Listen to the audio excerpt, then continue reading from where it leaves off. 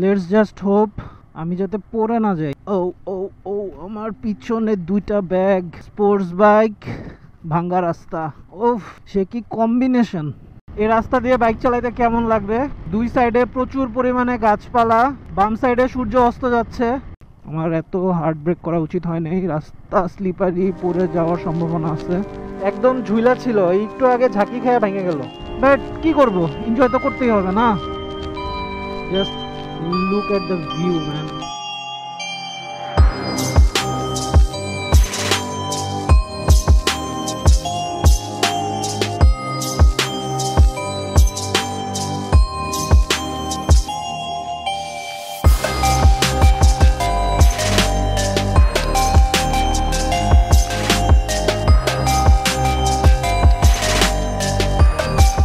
আমরা এখন আছি শেরপুর সেতুতে। সেতুটা সুন্দর, এখানে একটু দাঁড়াইতে পারলে ভালোই লাগতো, কিন্তু আমাদের একটু তাড়াতাড়ি যেতে হবে because we are running behind schedule. So better luck next time. আমরা আছি এখন সিলেট থেকে 39 কিলোমিটার দূরে, আর মেবি আধা ঘন্টার ভিতরে পৌঁছায় যাব।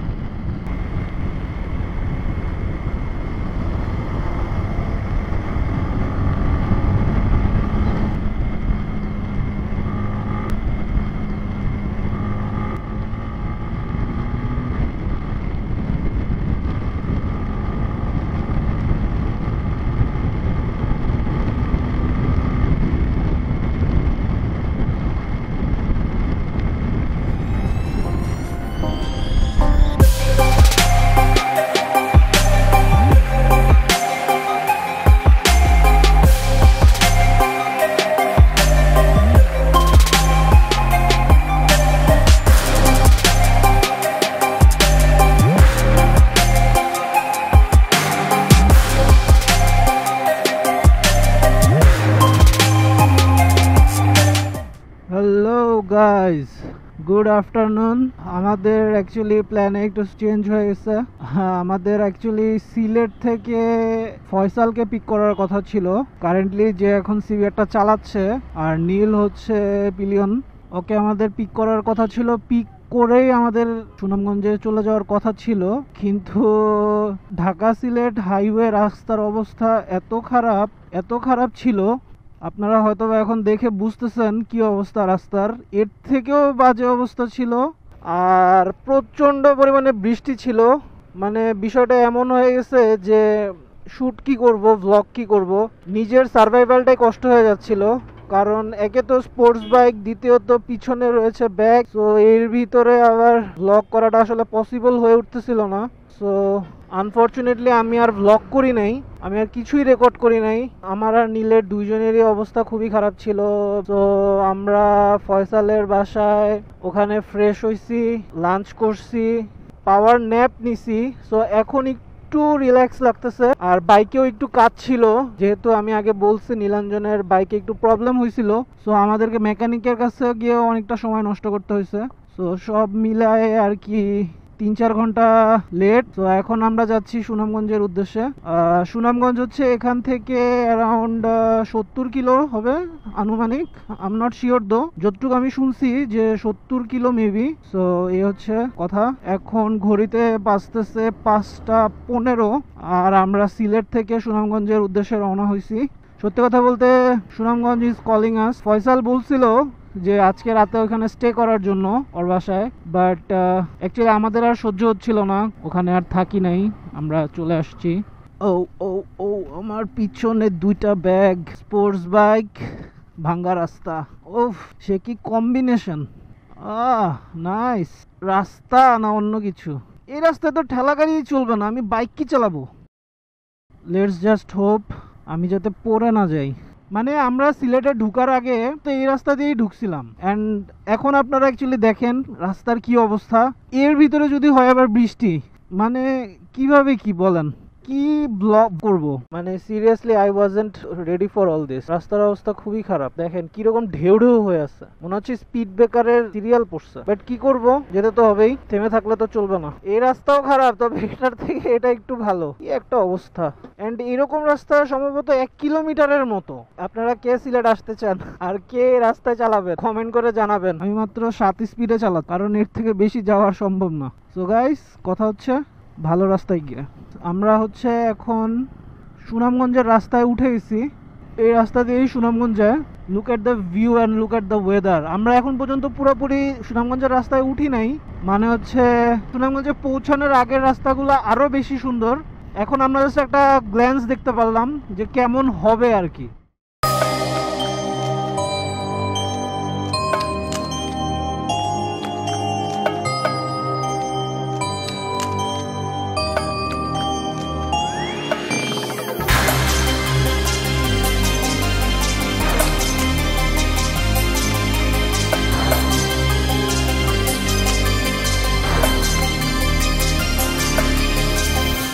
গাইজ, আপনারা কমেন্ট করে বলবেন এই রাস্তা দিয়ে বাইক চালাইতে কেমন লাগবে।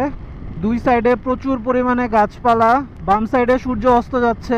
সম্ভবত এখানে একটু আগে বৃষ্টি হয়েছিল, এর জন্য রাস্তাটা এখনো ভিজা। মানে যখন একদম বৃষ্টিটা হয় তখন কিন্তু ওয়েদারের থেকে একটা স্মেল আসে, তো সেই স্মেলটা এখন আসতেছে। অ্যান্ড বোঝা যাচ্ছে যে এখানে বৃষ্টি হয়েছিল। বৃষ্টির জন্য ওয়েদারটা খুবই ঠান্ডা অ্যান্ড বাইক চালাইতে খুবই ভালো লাগতেছে।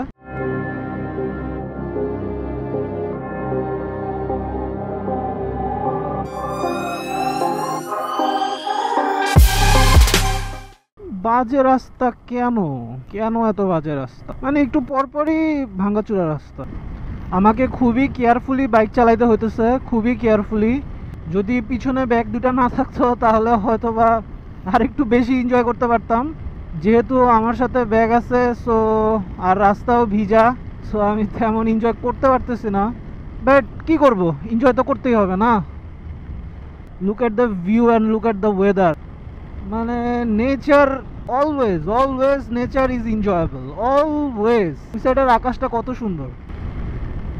Sheet shit, I shouldn't do that.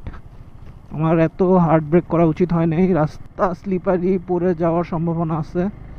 আমার বাইক আলহামদুলিল্লাহ অনেক ভালো পারফরমেন্স দিতেছে। I am satisfied with my bike, literally.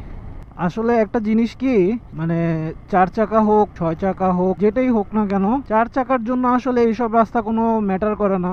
কারণ তাদের ম্যাক্সিমাম গেলে একটা কি 2টা চাকা হয়তো বা গর্তে পড়তেছে অথবা ভাঙ্গা রাস্তার উপর দিয়ে যাচ্ছে, তো বাকি 2টা চাকা হয়তো বা ভালো রাস্তাতেই আছে, তো তাদের জন্য কোনো মেজর ইস্যু না। কিন্তু যারা 2 চাকা চালায় তাদের জন্য এটা অনেক মেজর একটা ইস্যু। কারণ একটু ভাঙ্গা রাস্তায় একটু ব্যালেন্স এদিক ওদিক হয়ে গেলেই you will end up in the road. তো অলওয়েজ এইসব ভাঙ্গাচুরা রাস্তায় অথবা স্লিপারি রোডে আমাদেরকে প্রিকশন নিয়ে প্রোটেক্টিভ গিয়ার ইউজ করে ঠান্ডা মাথায় এরপরে চালাতে হবে। অ্যাকচুয়ালি এরকম সিচুয়েশনে ওভার স্পিডিং অথবা একটু ভাব দেখায় চালাইলাম, এগুলো একদমই করা উচিত না।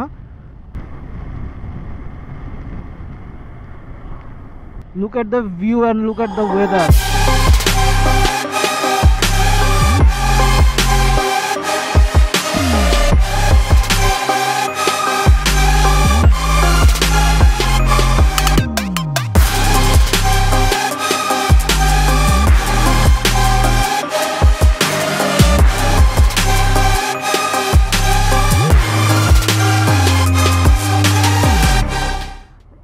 ইয়া মনে হয় কি বুঝছো, গ্যারেজে কেউ হয়তো নাড়ানাড়ি করছে, একদম ঝুইলা ছিল, একটু আগে ঝাঁকি খেয়ে ভেঙে গেল।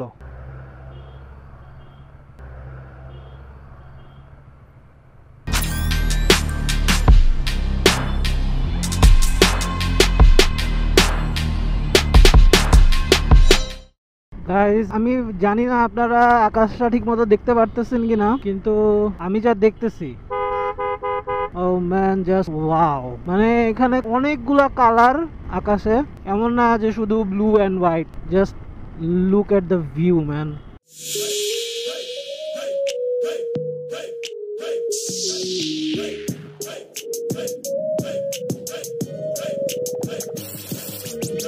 তো গাইজ একটা ব্যাড লাক, আবার দুঃসংবাদ, সেটা হচ্ছে আমার বাইকে দুইটা ফগ লাইট ইনস্টল করা ছিল, কিন্তু প্রবলেম হচ্ছে বাইকটা যেখানে রাখা হয়েছিল পিচ্চি কেউ ছিল, ওরা আমার ফগ লাইটটাকে নিয়ে হয়তোবা কোনো এক্সপেরিমেন্ট করছে, বাম সাইডের ফগ লাইটের ক্ল্যাম্পটা ভাঙা যায়। তো এখন আর কি ফগ লাইট ওটা খুলে রাখতে হয়েছে।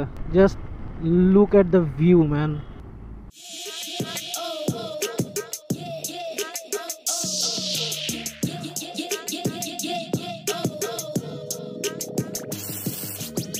তো এখন একটা ফগ লাইট দিয়ে আপাতত কাজ চালাইতে হইতেছে, কিন্তু অ্যাকচুয়ালি সিটি রাইডের জন্য এই এলইডি লাইটগুলো ঠিক আছে, কিন্তু হাইওয়ের জন্য অ্যাকচুয়ালি একদমই ঠিক না। হাইওয়েতে এক তো অন্ধকার থাকে, দ্বিতীয়ত দূরে দেখা যায় না, রাস্তা ভাঙ্গা, তো ফগ লাইট লাগাইতে হয়, অ্যান্ড হইল না আর কি।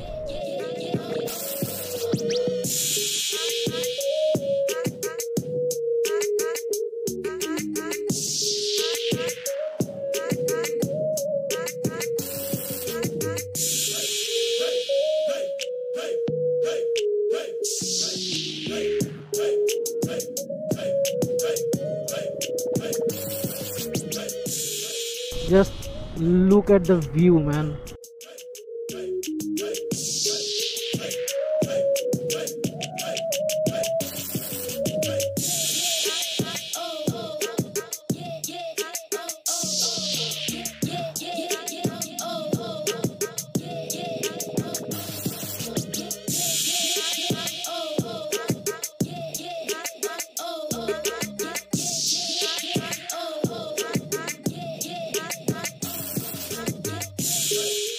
পুরনো স্মৃতিগুলো মনে মনে রাইকো, আমি তো বালা না বালা লইয়া তাইকো।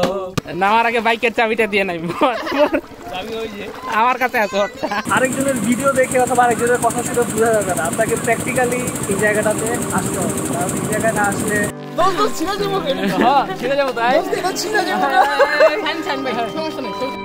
Just look at the sky. এত জোস কেমনে হয়?